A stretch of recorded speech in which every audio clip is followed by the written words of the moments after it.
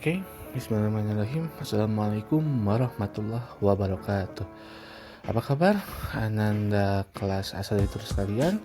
Siang ini kita ketemu di les secara daring ya. Les ini sebagai pengganti dari acara training motivasi kemarin ya kan, dimana kalian harus les harusnya, tapi karena ada training tersebut maka lesnya diganti hari ini, siang ini ya. Jadi kita akan sama-sama membahas materi yang juga akan masuk di TO kedua ya, yaitu kalau di buku kalian yaitu chapter 9, yaitu What an Amazing World ya.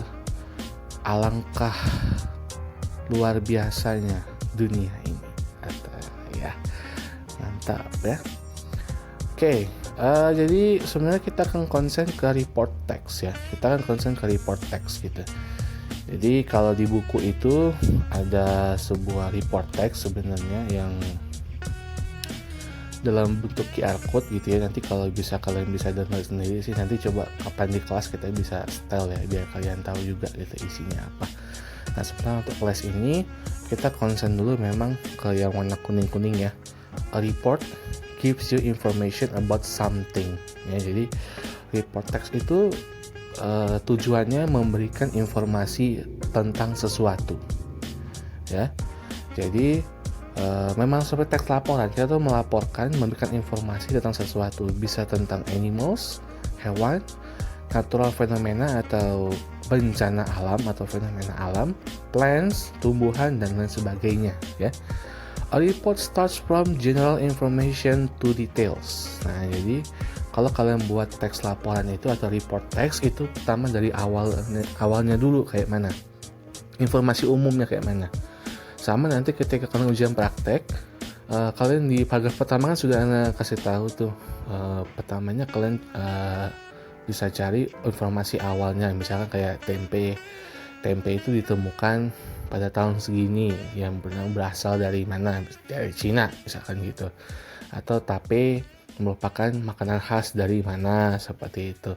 Dan juga manisan buah merupakan souvenir dari, nah seperti itu. Makanya si report text itu selalu diawali oleh informasi yang umum, baru nanti ke detailnya. Jadi setelah umumnya dibahas baru ke khususnya. Sama seperti ujian praktek nanti, kalian sudah bahas umumnya dulu tentang apa, baru ke alat dan bahan, baru hari per harinya, lalu kesimpulannya seperti apa gitu. Kalau di sini contohnya such as physical description, habitat, diet, and breeding system. Nah, jadi kalau hewan itu biasanya diawali dengan deskripsi fisiknya dulu, kayak apa, habitatnya di mana, terus sistem pelahirannya gimana, apakah dia bertelur, apakah dia melahirkan, seperti itu ya. The subject of a report is not specific but general ya. Jadi tidak terlalu spesifik banget itu awalnya, hanya yang generalnya saja gitu. Enggak yang benar, kalau yang benar-benar mendetail banget itu namanya research atau penelitian, seperti itu benar-benar penelitian. Kalau report text ini dia cuman hal-hal yang biasa, yang diomongin biasa aja gitu, bukannya benar-benar penelitian yang bertahun-tahun, berbulan-bulan gitu, enggak. Jadi hanya sebuah teks yang mana isinya tentang informasi saja tentang sesuatu gitu, tidak yang mendetail banget sampai yang seperti benar-benar sebuah riset atau penelitian seperti. Nah itu seperti itu report text. Jadi awalnya umum dulu dibahas, baru nanti ke bawahnya adalah hal yang lebih detail lagi tentang yang dibahas, seperti itu ya. Oke. Nah ini ya, the first paragraph an information report on page 1 to 6 and 1 to 7 introduce us to the orangutan and give us some general information ya. Jadi kalau kalian buka halaman 126, 127 ya, silakan dibuka dulu untuk bukunya ya. Di paragraf pertama ya, di bagian awal ya, the first paragraph pertama itu dikenalkan dulu orangutan tuh kayak apa sih gitu, dia tinggalnya di mana dan sebagainya ya. The general information is called identification or general statement. Jadi dibuka dulu, pembukaannya dulu, mukadimahnya dulu seperti apa. Oh, orangutan tuh gini. Orangutan is from Indonesia, and then it is a very great animal because orangutan is bla bla bla bla bla bla. Ya, pokoknya semuanya itu adalah statement umum. Ya, setelahnya paragraf kedua dan seterusnya itu namanya description atau deskripsinya seperti apa. Jadi paragraf 1 namanya informasi umum atau pernyataan umum, setelahnya ke bawahnya semuanya itu adalah description atau penjelasan dari statement di atas seperti itu ya. Nah, ini ya bentuk dari report text gitu. Jadi ada general statement atau identification-nya ya. Paragraf pertamanya, lalu sebelumnya diawali dengan title-nya, judulnya apa. Misalnya kalau nanti di report yang halaman 126 itu orang utan. Oh oke, berarti judulnya the title is about orang utan. Jadi judulnya adalah orang utan. Lalu bagian bawahnya paragraf 1 itu namanya general statement atau identification.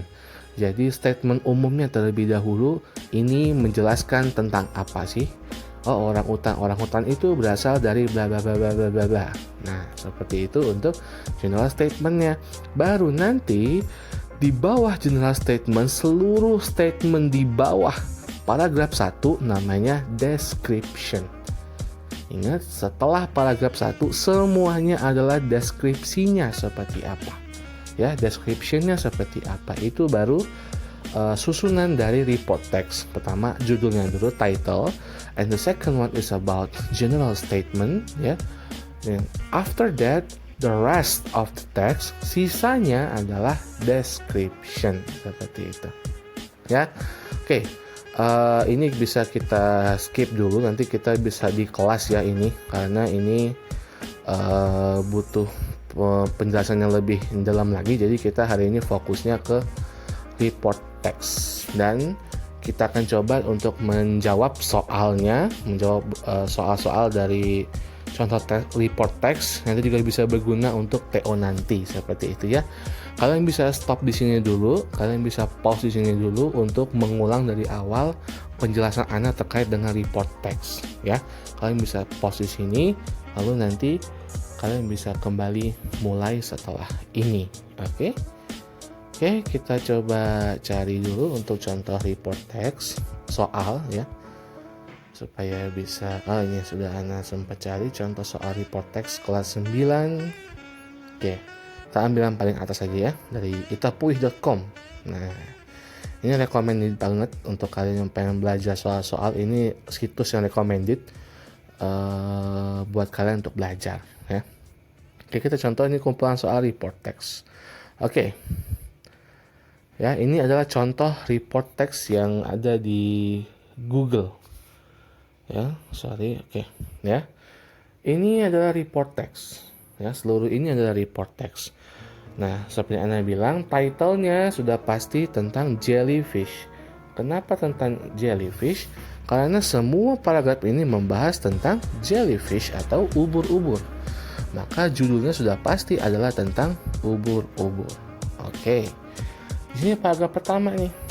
Nah, ini yang Anda bilang tadi, paragraf pertama sebagai general statement atau statement umum. Jadi dibahas dulu, jellyfish are not really fish. Ubur-ubur bukanlah ikan beneran.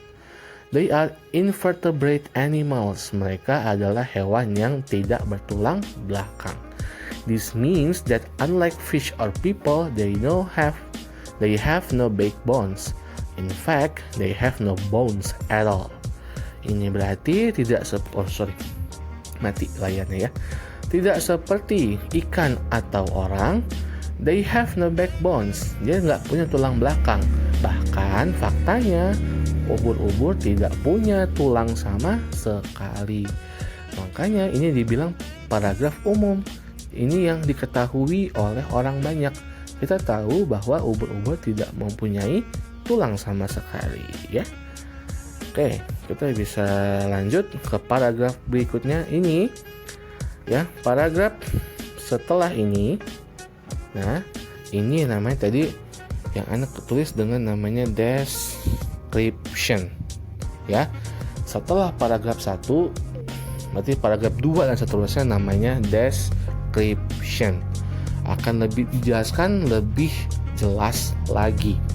Apa sih yang kita perlu ketahui soal ubur-ubur? What should we know about jellyfish? Nah, di sini dari paragraf kedua semuanya ulang lagi ya. Ya. Jadi dari paragraf 1 tadi seluruhnya sampai paragraf 3 ini adalah description-nya sampai paragraf 4 ya. Dari dia membahas jellyfish have stomach and mouth but no heads ya. Itu sesuatu hal yang kita tahu bahwa ubur-ubur itu nggak punya kepala gitu kan. Terus berikutnya some jellyfish can glow in the darkness by making their own light. Oh ya, kita baru tahu nih ubur-ubur itu bisa glow in the darkness, bisa terang gitu ya. Nah, most jellyfish live in the salt water. Jadi kebanyakan jellyfish atau ubur-ubur hidupnya di air garam atau air asin ya. Oke, itu ya contoh report text. Jadi sekali lagi paragraf pertama adalah general statement, setelahnya sampai bawah namanya description. Oke, coba kita jawab soal nomor 1. Which one creates jellyfish light? Ya, which one artinya yang mana? Yang mana menciptakan cahaya dari ubur-ubur. Oke, kita lihat di sini. Yang pertama yang bisa kalian lakukan adalah cari dulu kata-kata jellyfish light. Di mana ada kata-kata jellyfish dan light di paragraf berapakah dia? Paragraf berapa? Iya, benar ya. They are in the third paragraph. Ya. Ada kata-kata jellyfish, ada kata-kata light. Berarti sudah pasti jawabannya ada di paragraf sini. Oke, nah sekarang kita coba cari. Pertanyaannya kan tentang which one creates, ya. Creates artinya menciptakan atau membuat. Nah, di manakah kata-kata membuat itu ada? Kata membuat ada di kata sini. The light is made. Ingat, passive voice yang kita pelajari, ya. Kata passive voice yang kita pelajari, the light is made by a chemical reaction inside the jellyfish. Cahaya yang dibuat oleh reaksi kimia di dalam ubur-ubur. Maka kita bisa memilih jawabannya adalah yang chemical reaction. Maka jawabannya adalah C. Apakah benar? Iya, jawabannya C ya. Oke, ya, nomor 2 ya. Which one is true about jellyfish based on the text ya? Yang mana yang benar terkait dengan jellyfish atau ubur-ubur. Oke. Nanti kita coba baca beberapa ya. They belong to invertebrate animals. Mereka adalah hewan yang bertulang belakang. Oh iya, jelas. Ya kita sudah baca. Dari mana tahu Tat? Nah, kan ada di sini nih. Ya, kan di sini ada. Jellyfish are not really fish. They are invertebrate animals. Ya, mereka adalah hewan tidak bertulang belakang atau invertebrata. Kalian pasti belajar lah dari IPA ya. Ini rasanya bahasa Inggris memang bisa kemana aja pelajarannya. Ini lebih ke IPA ya. Jadi ada istilah-istilah IPA gitu ya. Oke, they have head like other animals. Apakah mereka punya kepala? Jawabannya tidak. Lihat di sini. Jellyfish have stomach and mouth but no heads. Tapi dia nggak punya kepala. C. Kenapa tidak pas? Their brain helps them find the food. Ya. Oke, kita cari kata-kata brain. Manakah brain di sini? Nah, di sini ada kata-kata brain, but no brain. Nah, ubur-ubur nggak punya otak. Nah, jadi kalau kalian ngatain teman kalian nggak punya otak, berarti mereka adalah ubur-ubur, ya. Oke, they cannot live in the fresh water. Mereka nggak bisa hidup di fresh water. Apakah benar? Nah, coba kita lihat. Most jellyfish live in salt water. Apart from a few types that live in the fresh water. Berarti ubur-ubur juga bisa hidup di air yang segar gitu, maksudnya yang tidak asin seperti itu ya.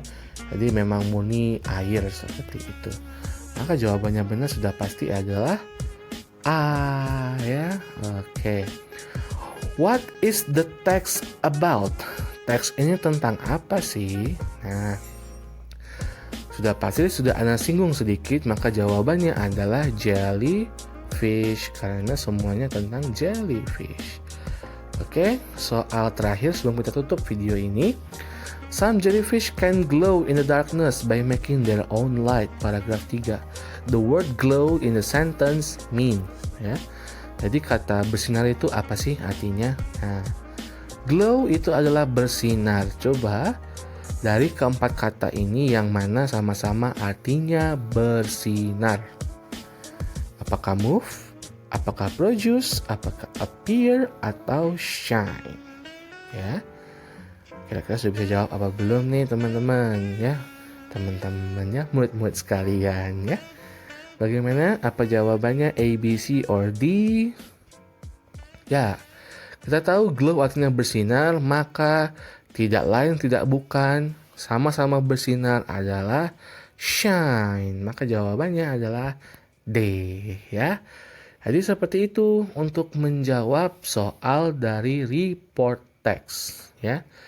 Contoh soalnya sudah Ana kasih dan ada 4 soal seperti ini. Dan nanti yang seperti ini akan keluar juga di TO ya. Di tryout ini akan contoh soal seperti ini akan keluar. Tapi teksnya pasti beda ya kan. The question is also different gitu. Jadi di sini hanya untuk membiasakan kalian saja ya. Nampaknya kita bisa lagi lah ya, sekali lagi ya soalnya gitu ya. Jadi supaya kalian bisa lebih nyambung lah ya. Gak apa-apa lah ya untuk nambah satu lagi ya. Oke. The fastest baseball ini juga termasuk ke dalam report text ya. The fastest baseball game on record took place on August 13, 1916. The two teams were from Winston-Salem and Asheville, North Carolina.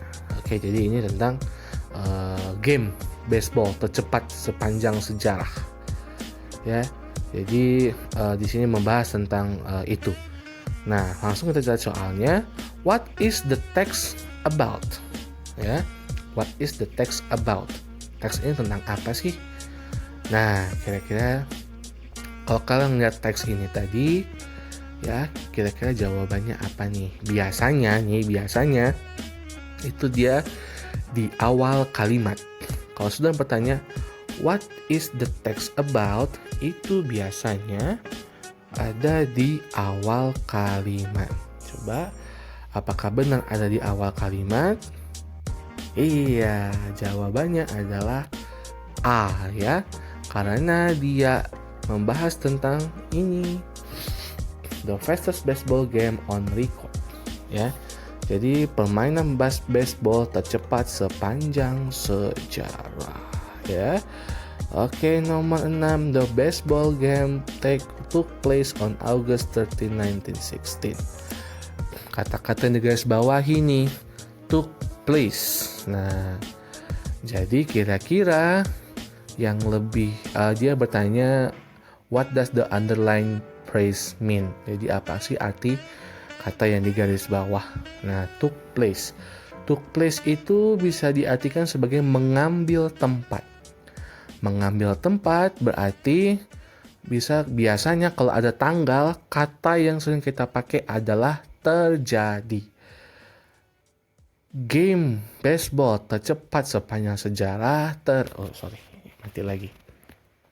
terjadi pada tanggal 30 Agustus 1916. Kalau terjadi, maka pilihannya adalah A ya. Took place has the same meaning with happen. Oke ya. Nomor 7. What time did the game between Winston-Salem and Asheville finished. Oke. Nah, kalau seperti ini kalian bisa lihat dulu ke pilihannya.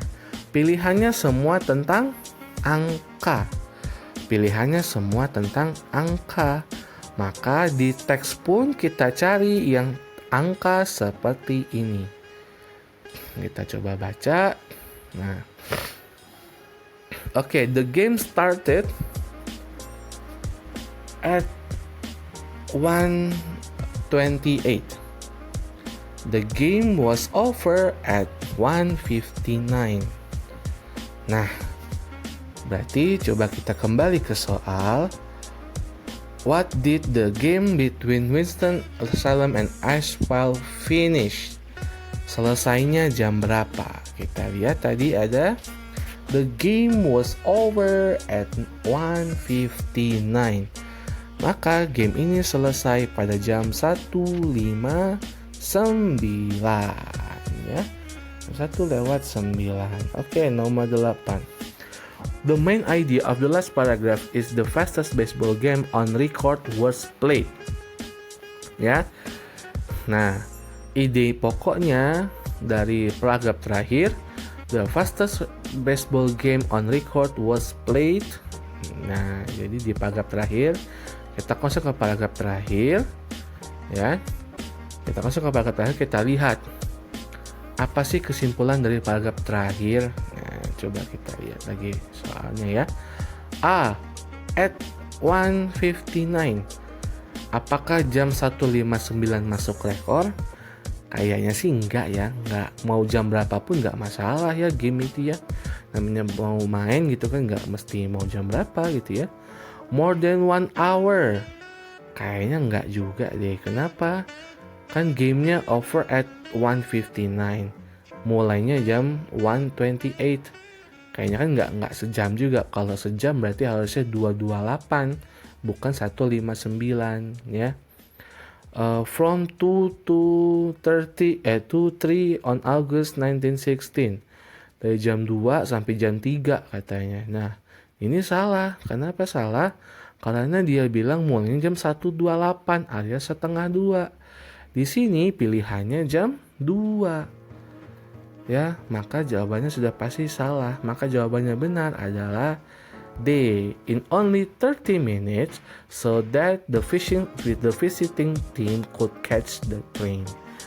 Jadi cuma setengah jam aja mainnya. Jadi supaya tim tamu bisa berangkat atau pulang lagi dengan kereta yang sesuai dengan jadwal. Nomor 9. What can we conclude from the text? Apa yang bisa kita simpulkan dari teks tersebut ya? Oke, the Winston-Salem team cancelled the game. Mereka membatalkan game. Oh, tentu tidak, karena gamenya berlangsung selama 31 menit. The first baseball game was played by Winston-Salem and Asheville. Apakah di teks tadi ada berkaitan dengan the first baseball game? Tentu tidak, karena mereka hanya membahas the fastest baseball game on record, ya, game baseball tercepat sepanjang sejarah. C. The Asheville team was thoughtful of their opponent situation. Jadi Asheville team ini sangat memikirkan situasi lawannya. Nah, ya. Jadi kita lihat apakah jawaban itu benar ya. Oke, kita coba cari sebentar. Where was Asheville? The Winston had to travel to and from Asheville. Last time go went at 3 o'clock, but the game was set to 2 o'clock. How could they play whole game measure 1 hour? They asked the home if the cold game early, and the Asheville team agreed. Ya, nah kita bisa lihat di sini. They asked the home team if they could start the game early. The Asheville team agreed. Ya, sebenarnya tim Salem ini minta untuk gamenya dimulai dari lebih awal dan setuju. Tim Asheville setuju nih tim lawannya untuk gamenya dimulai dari lebih awal gitu. Maka jawabannya adalah yang C ya. Tim Asheville ini sangat memikirkan kondisi lawannya yang harus sebenarnya pulang itu jam 3. Tapi karena tadinya jadwalnya jam 2, maka digeserlah ke jam setengah 2 supaya mereka bisa bermain dengan maksimal, dengan fokus, dan bisa menyelesaikan pertandingan dan juga bisa pulang ke tempatnya dengan selamat ya, dengan mengikuti jadwal kereta. Baik, itu saja untuk materi pada hari ini. Terima kasih atas seluruh atensinya. Apresiasi setinggi-tingginya buat kalian yang sudah bersedia nonton video yang 25 menit ini ya. Semoga kalian bisa paham. Kalau ada pertanyaan nanti silakan japri Ana langsung ya. Oke, Ana akhiri. Wassalamualaikum warahmatullahi wabarakatuh.